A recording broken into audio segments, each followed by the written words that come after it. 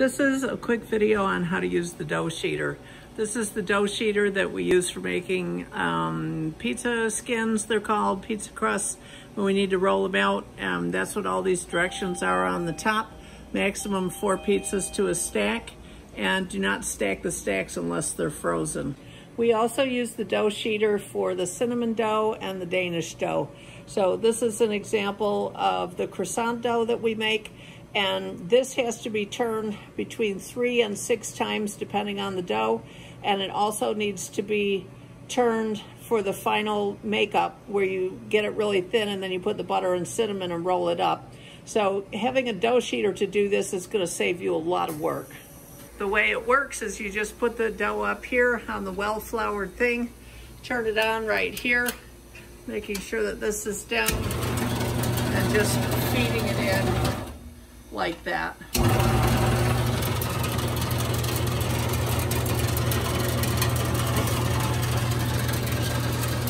Like all the equipment here, you want to treat this with the utmost respect. If anything gets caught in there and you can't get it shut off in time, that can hurt you really badly. You could lose an arm or lose a hand. So it's very important to treat this equipment with the respect that it deserves. This is an old-fashioned, probably 60 or 70-year-old dough sheeter, and it's very heavy duty and it's got a very strong motor in it, and you do not want to get pulled into this. So keep your hands behind this bar right here and treat it with respect. So the way the dough sheeter works is you slide the dough in here on the top. It goes through those rollers right there, and then it slides out down here. The main thing that you have to remember is to get some flour and sprinkle flour across the top right there.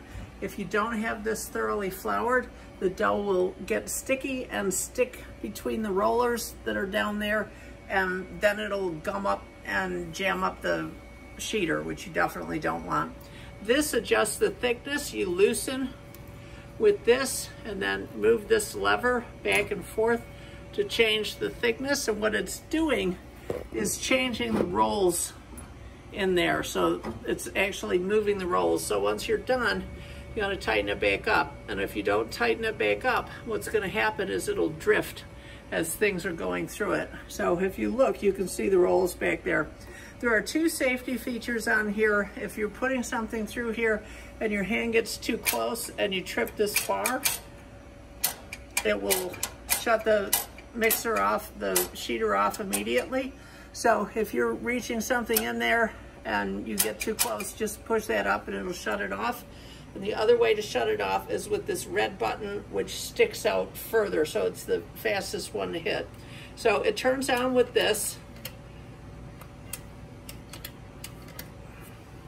If it doesn't turn on, then just make sure that that's not tripped. So there it is, it's turned on now. So it can turn off like that. And it can turn off like that. Either one will turn it off. So just make sure that you have the rollers where you want them.